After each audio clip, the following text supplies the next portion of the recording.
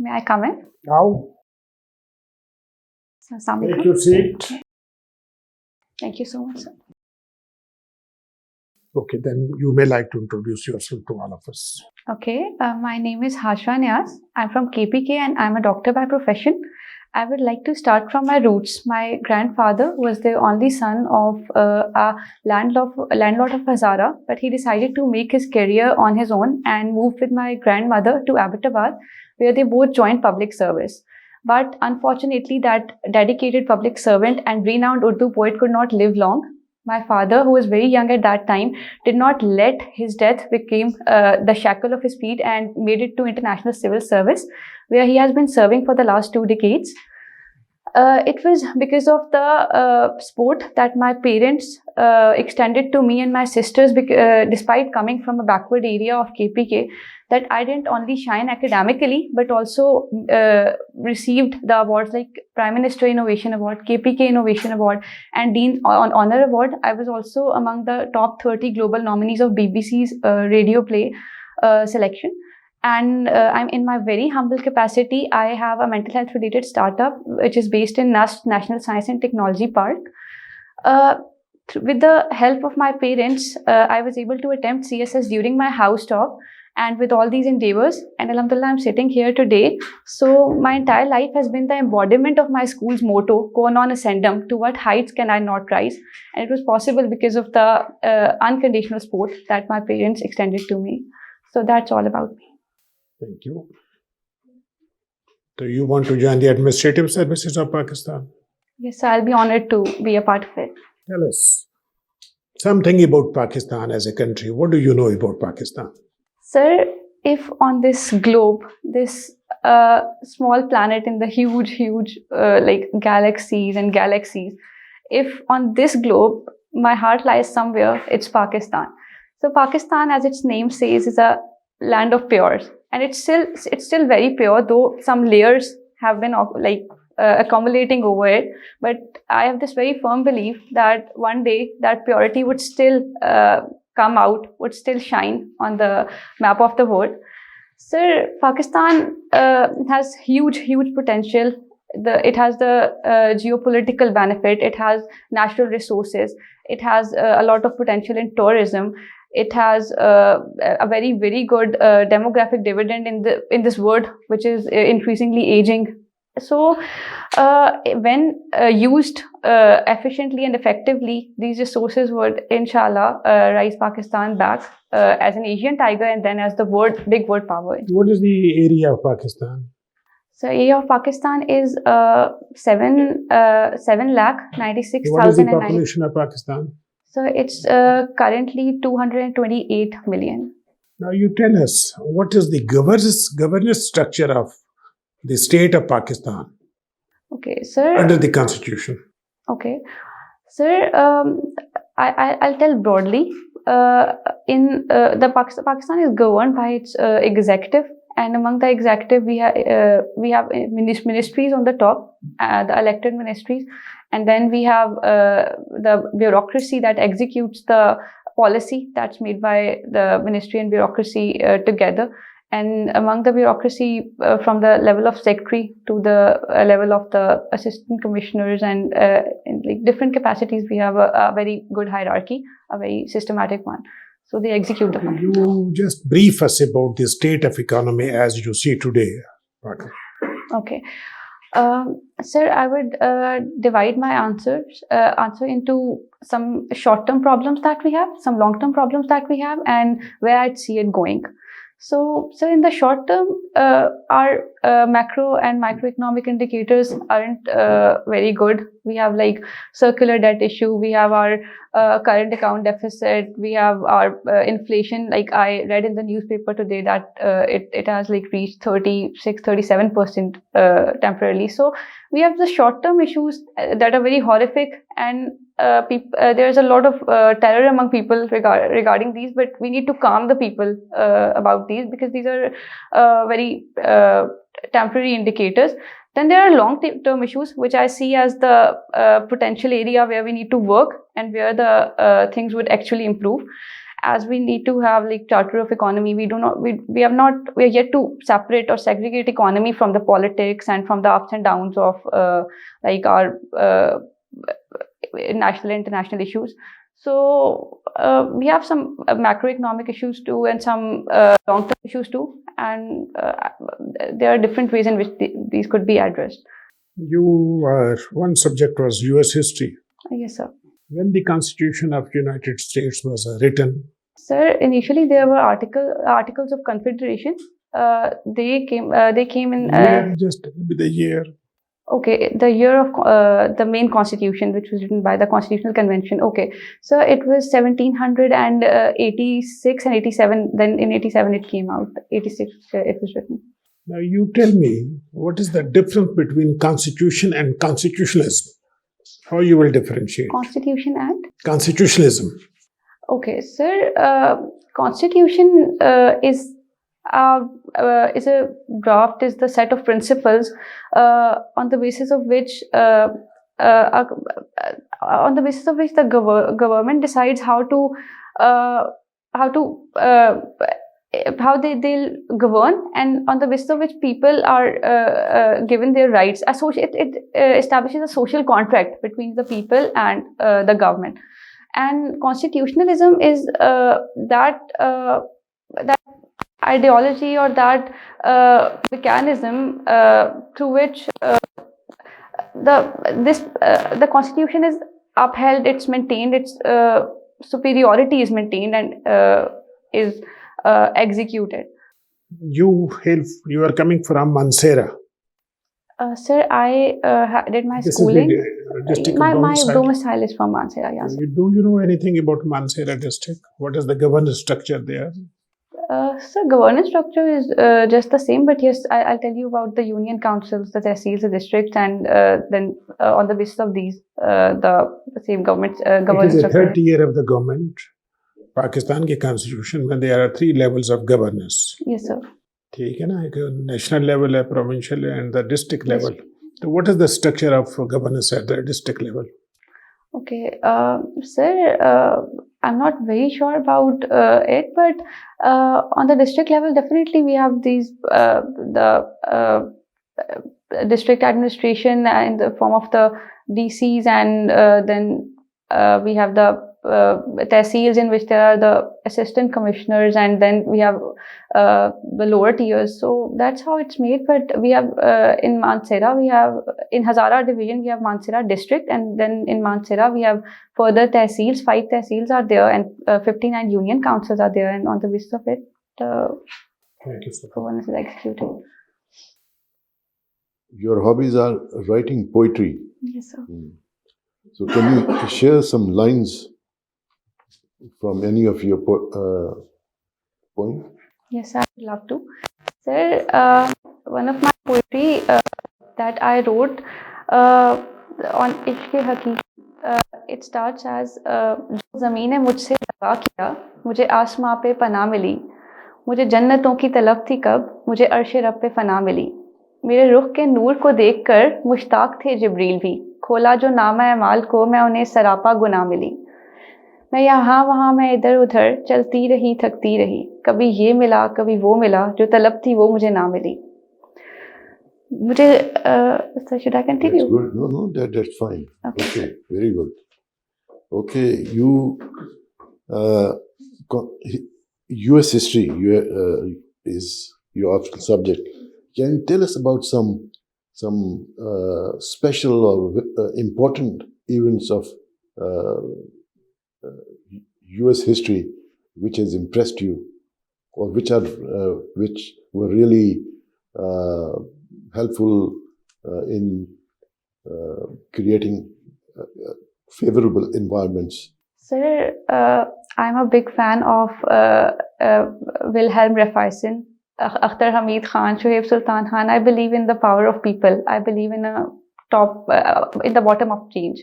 So, sir, to me, the most beautiful event of the U.S. history was when revolution was born in the hearts and mind of people, when the people stood up for themselves and took that area for themselves, that territorial nationalism, that respect that they had for their identity.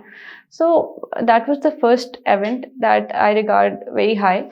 And then, sir, the way they kept learning from their experiences, they weren't stubborn. Like when articles of confederation failed, when a rebellion took place, they held a convention. They made a new constitution. When bill of rights were missing, they very easily amended the constitution, added those, and then after that flexibility, I saw that they were a new nation. They were few people, but the Monroe Doctrine, the way they upheld their identity, the way they gave a clear message to the world time and again that no, don't intervene in our matters. We'll respect what you have got already. Okay, So you are narrating the historical facts. I was any particular events like the Boston Tea Party. Yes, sir. That was a good example. 1, 2, 3, 4.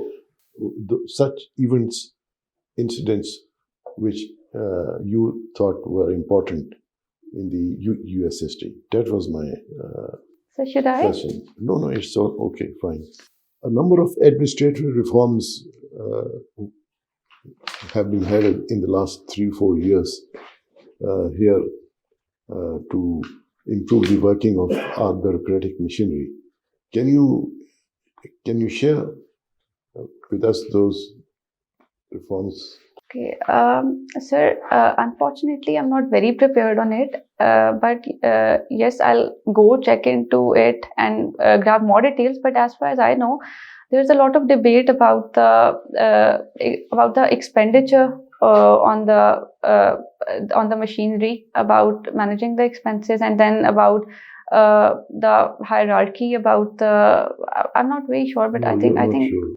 Please, when you go back, sure, sir. have a look at it. This is something important. Okay. Some specific reforms were introduced to Yes, improve the sir, it working, should probably. I'll look. improve the working of our. Second choice is police. Yes, sir. What is the role of a police in a district? Okay.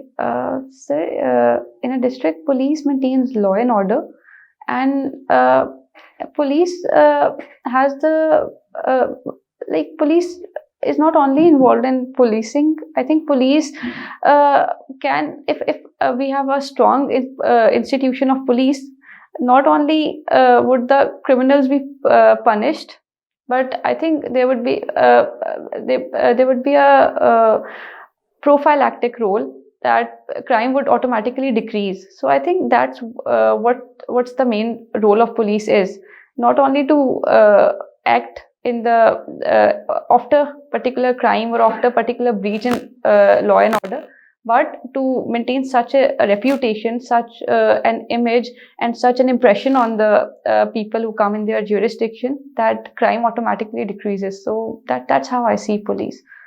Why do you think the police has not been able to come out of the colonial mindset? Okay, sir, I feel that we are yet to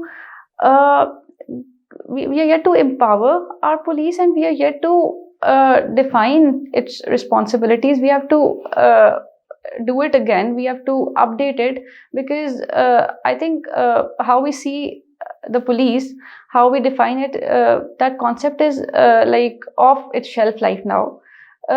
Because even in colonial era, we have just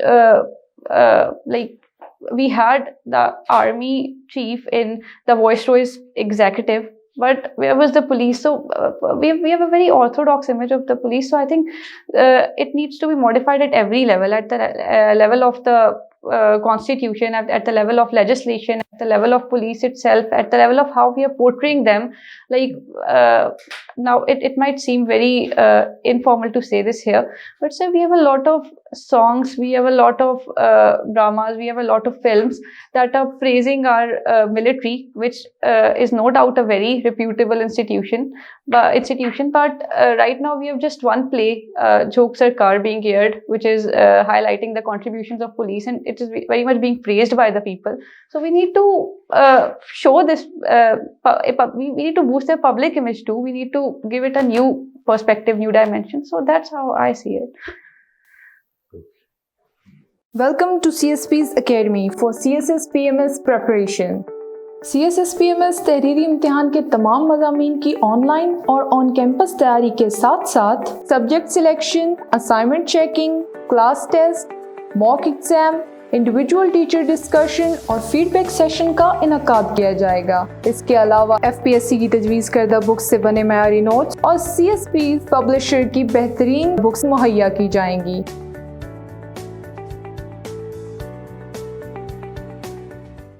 Hajra Niaz, you're a doctor Yes, sir.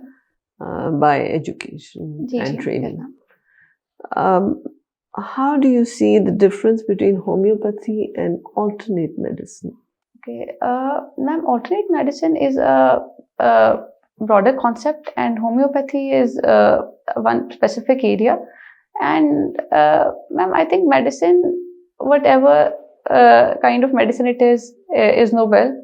Its purpose is to serve the ailing humanity. Its purpose is to ease the pain, and every form of medicine. I'm not that doctor, that allopathic doctor who would say that homeopathy is this or alternate medicine is that. I feel that whatever is easing the people, ailing the people is fine. You want to, third option is foreign service. Yes. Can you tell me the difference between an ambassador and a high commissioner?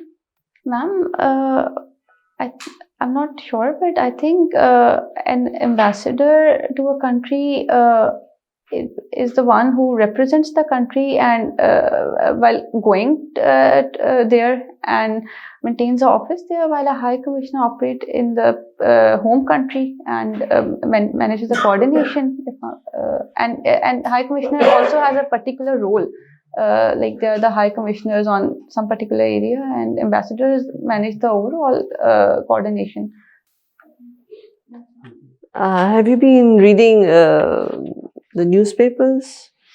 Yes, ma'am, I do. So, what is your take on the current developments in Palestine? Ma'am, the Palestine conflict is a very prolonged conflict, and what happened recently, the Hamas, the attack by Hamas on Israel, was in response to a long oppression, and the way the word is justifying Israel's response, a very asymmetrical response, is by no means fair.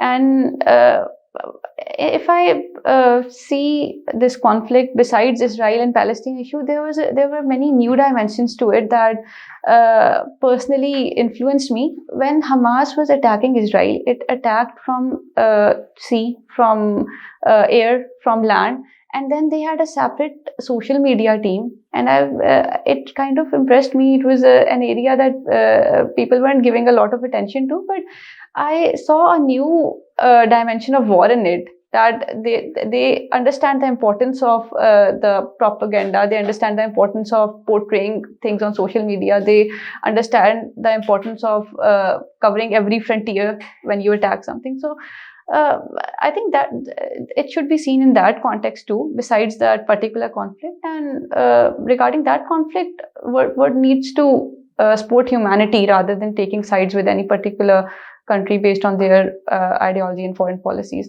This is the time to support humanity. So, what do you know about fifth generation warfare? Fifth generation warfare is just what I gave an example of in my previous answer. Ma'am, it's predominantly about the cyber warfare, creating an impact through the latest technology, but it covers the other dimensions too, the traditional warfare, the use of tools, weapons, digital tools, whatever technology you have. So it's a very broad concept of warfare, using every mean, covering every frontier.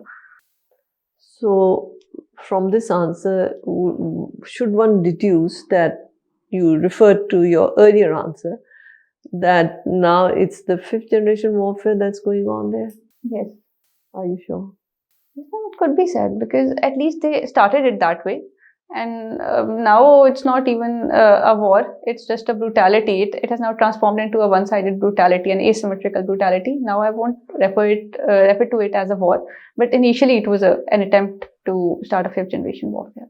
So how do you distinguish between war and brutality? Ma'am, war has war has a kind of symmetry. War has some rational, genuine reasons most of the times. War has some protocols. And what is happening in Israel and Palestine is a brutality, because they are just expressing their might over the weaker people, over the civilians, without following any protocols. Their idea of war is that everything is fair in war and love, and that's what they're trying to exhibit there. Would you know how many types of warfares are there? Yes, ma'am. Ma'am, we have. It can be classified in many ways, but we have, if I talk in terms of generation, initially we had the first generation, the war of like the tribal wars, the war of trenches, and then the second generation warfare, in which the people were fighting on lands face to face, and then the third generation warfare, in which the multiple the air, land, sea, every route were being used. Then fourth generation warfare, in which there was some element of this technological warfare, and some glimpses of the cyber warfare too. And the fifth one, which is an all-encompassing warfare, which is like using every frontier.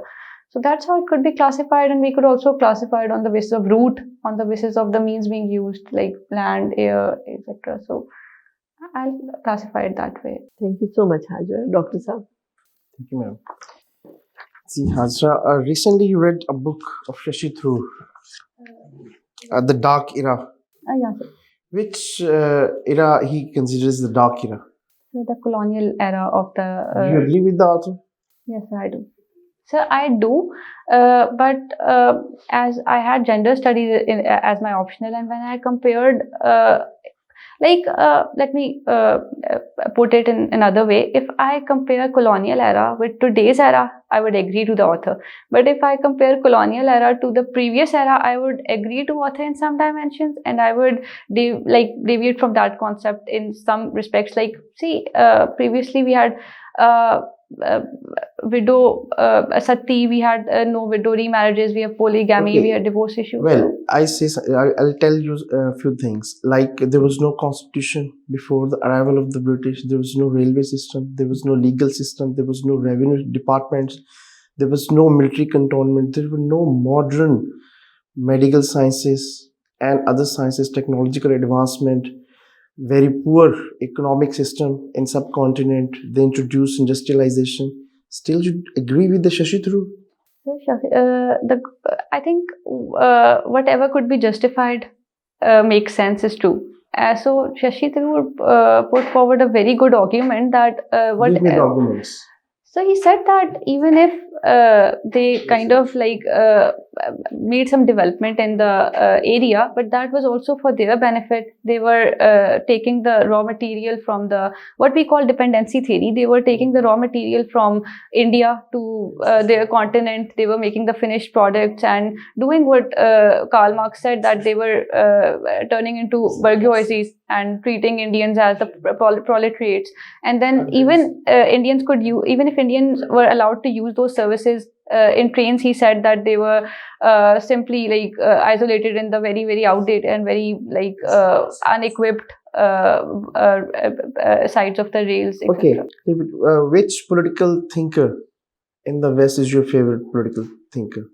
Okay, sir, there are many, but those who put forward the social contract theory and Hegel, they are my favorite. Your favorite? Yeah. You know that utilitarian philosophers, when they came to the scene, social contract theory is irrelevant. What is utilitarian philosophy? You know that? Sir, utilitarian theory says that they have a kind of teleological views that whatever you see is what you reap. If you do good, you'll get good. What is utilitarianism? This is what utilitarianism is, that good brings... Utilitarianism, not totalitarianism. Utilitarianism, as I know of it, it's that good brings good and bad brings bad. It's a teleological concept. Whatever you say is what you reap. Okay, Hobbes is one political thinker who gave the idea of contract. How do you see Hobbes' theory got its place in American Constitution? Okay, sir, Hobbes' social contract theory to me was a bit flawed, because he gave a kind of social contract where the the person who will be making contract with the people would be a very totalitarian and very authoritarian kind of monarch, and would be exercising unilateral. You mean Hobbes was an authoritarian? He was Yes. not a Democrat. No. Sure? Yes, sir, he wasn't. You must check it. You must check it. Again, do you see there was a contribution of Hobbes and John Locke and Rousseau in the making of Constitution of Pakistan? Yes, sir. How they indirectly contributed? Sir, our constitution also portrays a social contract. We are also in social contract with our government. Mhm. So definitely they contributed to it. They gave How? us the concept of freedom, fundamental rights, Yeah, sir. yeah, The yes. fundamental rights Good, are good. from them. Then we have some basic principles along with the fundamental rights in chapter 2. They are the yardsticks for the government. They're also based on the concepts of the rights of the people. And then, sir, our 10A, our unqualified right, the right to fair trial. It also, though I trace it back to Magna Carta, but they also added to it. So that's how. What is the significance of Magna Carta in American history? The Bill of Rights of the American history is inspired by Magna Carta, and their judicial system, the right to free trial, also comes from Magna Carta. That's how I see it. Can you tell me the significance of Indian war in American history? Okay, the 7 Years' War. Yeah. A 7 Years' War was one of the early events that led to the War of Independence later on. Because, sir, first of all, with that war, the British remained the only power, predominant power imposed on the Americans. The French nature was gone. So the people got a bit more confident. Secondly, a lot of taxes were imposed as an aftermath of the war on the people that created grievances. Thirdly, people had this confidence that they can fight. That was their first major fight. So I think those were the ways that Okay. people. Tell Woodrow Wilson was a Democrat or Republican? Woodrow Wilson was a Democrat. Yes, he was a Democrat. In terms of his philosophy, and maybe he was a Franklin Republican. Delano Roosevelt was a Republican or Democrat? FDR was a Democrat, sir. Why United States of America left or breached her policy of isolationism in First World War and Second World War? Okay, sir. In First World War, they didn't want to participate, but their ships that were taking food to the Russia, etc., they were being sunk by the German army. And there was a Zimmerman telegram that was sent by Germany to Mexico that will help you take your territory back. So that infuriated USA, and the USA intervened. Secondly, there was a popular pressure too that government must intervene. And in the Second World War, that was the attack by Japan there was an attack by Japan that made USA enter into it. All of this, US left her policy of isolation. Yes, sir. You sure? Sir, in Second World War for sure, because there were a lot of conferences. It was meeting UK, it was meeting Russia, and in first, yes, it intervened, and it was providing. It initially wanted to take the economic benefit of it, but after all, it intervened, so that was leaving the isolation. My last question is from Pakistan Affairs. Okay, sir. Okay, tell how Montagu Chelmsford reforms contributed toward the making of first Constitution of United India. That is 1935 Indian Council Act. How? Okay, sir. As there was this in the Indian Council Act, there was a tradition, or there was a they revised that every 10 years. In the Montagu Chelmsford reforms, there was this provision that they'll revise it after 10 years, and Simon Commission came for that purpose. But the people of India were unable to come to some common constitution, and that's why they gave 1935 constitution on their own. So that's how it led to it. Thank you. Let's conclude the formal interview. Let's have an informal discussion. ठीक है ना, आप अपनी self assessment करें. Out of 10, how many marks you will give it to yourself? 6 or 7, maybe 7. Maybe 7. Good points ये हैं कि you have got a nice personality, pleasant हो, कम्युनिकेशन स्किल्स तुम्हारे ठीक हैं, इंटेलिजेंट भी हो, कॉन्फिडेंस उस वक्त होता है जब नॉलेज होता है. When you lose knowledge, don't have answer, you lose knowledge. या sitting posture is fine, voice impact आपका ठीक आता है. ठीक है ना. अब ये है कि योर इंट्रोडक्शन वाज मोर, कहते हैं ना, नैरेटिव टाइप, सब्जेक्टिव था. ये this is a job interview, objectivity होती है इसमें, फैक्ट एंड फिगर आपने देनी है. ठीक है. इसमें थोड़ा सा आप अपना 1 पेजर लिखें अपने बारे में, और उसमें आप बताएं कि भाई आप कौन है. You need to define yourself. आप न्यूज़पेपर रीडिंग आप नहीं कर रही, उसको रेगुलर करें. रोज एक अखबार सुबह से शाम तक पढ़ लिया करें. इंटरनेशनल न्यूज़ होती है, नेशनल न्यूज़ होती है, एंड देन सोशल इश्यूज पे होती है. ठीक है. नोटबुक आप ऑन इंटरव्यू बनाई हुई है या नहीं? अगर नहीं तो ये इस किस्म की एक नोटबुक बनाएं. ठीक है ना. जिस तरह पावर पॉइंट प्रेजेंटेशन बनाते हैं ना, on every topic you right 1 2 3 4 point, वो पॉइंट लिख ले, दैट्स ऑल. आर्टिकल पढ़ लो, फिर उस पर 4 पॉइंट लिख लो. इनको रोज रिवाइज करना है. कम से कम 100 टॉपिक हों जिन पे आपने लिखना. स्टेट ऑफ इकोनॉमी पे जब आप लिखेंगे ना, फिर आपको समझ आएगा. पाकिस्तान के बारे में जब आप लिखना शुरू करेंगे या पढ़ना शुरू करेंगे, समझ आएगी Pakistan profile of a country कैसे होता है.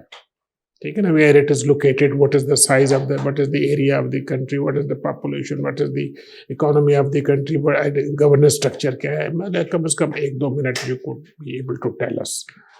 तो अभी आप, यू आर नॉट, यानी स्टेट ऑफ प्रिपेयर्डनेस नहीं है, मसला ये. But if you work hard for the next, कब इंटरव्यू? सर 8th को. 8th. तो यू हैव गॉट 2 वीक्स, 2 हफ्ते अपनी तैयारी करें. 8 घंटे रोजाना इन्वेस्ट करें टाइम. अखबार भी नहीं करें, अपने ऑप्शनल सब्जेक्ट्स रिवाइज करें. ठीक है ना. Then you will be able to make it अच्छे नंबर. वरना फिर ये इतने तो तुम्हें पास कर देंगे तुम्हें, don't worry for that, but you will not be able to get something on merit. जो होता है ना, एलोकेशन फिर पूर नीचे चली जाएगी. आप जैसे मैंने इवेंट्स का कहा, इवेंट्स होते हैं जैसे कोई अकरेंस हुई है, जैसे ये बोस्टन टी पार्टी थी, that was one of the events. ठीक है. इसी तरह और ऐसे इंटरेस्टिंग इवेंट्स आप समझती हैं कि वो इम्पोर्टेंट थे, विच इन अ वे जो है contributed the struggle for independence. तो ये मेरा था. आप पूरे हिस्टोरिकल फैक्ट्स आपने नरेट करने शुरू कर दिए. इसी तरह ये जो है ये पुलिस के बारे में मैंने आपको कहा था, कॉलोनियल बोर्ड से पुलिस नहीं निकली है, क्या वजह है उसकी? तो आप जो है आप नहीं समझे, आप जो है ने वो किसी और तरफ मोड़ दिया. तो ये है, आप पहले सवाल को समझ के फिर उसका जवाब दिया करें. ठीक है. हाँ. तो बाकी ठीक है. आपकी कम्युनिकेशन स्किल्स अच्छी हैं, और नॉलेज गैप भी है, डेफिनेट नॉलेज गैप है. तो इसको आप इम्प्रूव करें, और पोटेंशियल है आप में, और आप इसको जो है कोशिश करेंगे तो I am sure you can get much more marks. ठीक है. Thank you. Hajra Niaz, you have a very nice personality, very sweet looking. जहाँ तक सब्जेक्ट की बात है, कुछ तो आपको एनालिसिस मिल गया. I had a feeling that you were trying to philosophize everything. For job interview, you have to look very hands-on person. You should have your philosophy. There's nothing wrong with it, but it should be supported with facts. When you gave answers, because from your answers, I was creating questions. Because in your answers, you were using terminologies very loosely. And that's why that made me ask you questions. So if you have focused response, then no question would emanate from your answers. Then it would emanate from here, right? So when you're answering, although you're trying to philosophize, but please be very careful on the terminologies you use, because that's why I asked you what are the types of warfare and things like that, because you were using terms which you did not seem to really understand when you were applying it in the situation, right?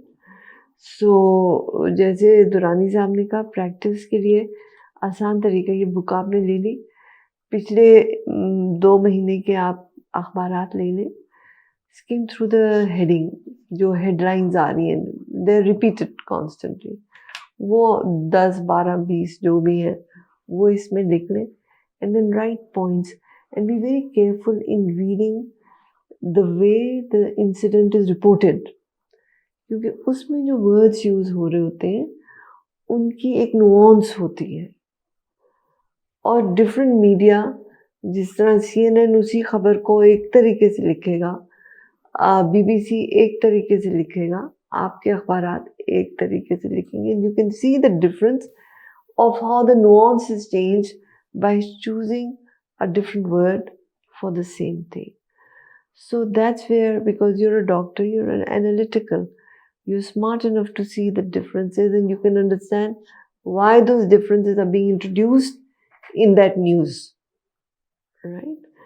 So वो आप points लिखें, so that on the night of exam one is planning कि अब मैं क्या करूँ, एक रात में आप सारा कुछ नहीं कर सकते, but if you have a book, you just flip through the pages, it will refresh your memory. Otherwise you are a very strong candidate, little bit of effort and inshallah you'll do well. Thank you. Well, Hazra, अभी जो मैंने कहना था madam ने आपको सब कुछ पहले बता दिया, सिर्फ चंद एक चीज़ों को फर्दर एलेबोरेट करूँगा. This is not a written exam, this is interview. ठीक है, रिटन एग्ज़ाम में सब्जेक्टिविटी होती है, यहाँ पे ऑब्जेक्टिविटी आती है. आप जो है फिलोसफिकल आंसर्स दे रही हैं, उसको लॉन्ग कर रही हैं, तो उसमें से इतने क्वेश्चंस बन जाएंगे आप खुद कंफ्यूज हो जाएंगी. ठीक है, जैसे आप आंसर करती थी, फिर मैंने जब आपको क्वेश्चन किया तो आप कंफ्यूज हो रही थी उन चीज़ों को. तो ऑब्जेक्टिविटी को मद्देनज़र रखिएगा. ठीक है, जब आपने MBBS किया तो कुछ अरसे के लिए आपको ट्रेनिंग करना होती है. जो सीनियर्स हैं वो आपको, हालांकि आप इतना कुछ पढ़ के आए हुए हैं, आपने यहाँ पे रीडिंग बहुत कर चुकी होंगी, आप किसी ट्रेन टीचर से या किसी जो ट्रेन जो मैच्योर है उनसे अपने जो सब्जेक्टिविटी है उसमें से ऑब्जेक्टिविटी निकालने की कोशिश करें. You got the point? तब आपके जो ऑब्जेक्टिव एनालिसिस होंगे, this is what I would say. वरना अदरवाइज आपकी जो रीडिंग बहुत अच्छी है, कुछ चीज़ों को आप ऐसा जानते हैं जो बहुत सारे स्टूडेंट्स आंसर नहीं कर पाते, लेकिन उसको आप सब्जेक्टिव एनालिसिस करके दे रही होती है, जैसे रिटन एग्जाम में कर रहे होते हैं, उसको ऑब्जेक्टिव एनालिसिस करें. ठीक है, thank you. Thank you, sir. Thank you, sir. Thank you, sir. Best Thank you, of ma'am. luck. Thank Best you. of Thank you luck. so much.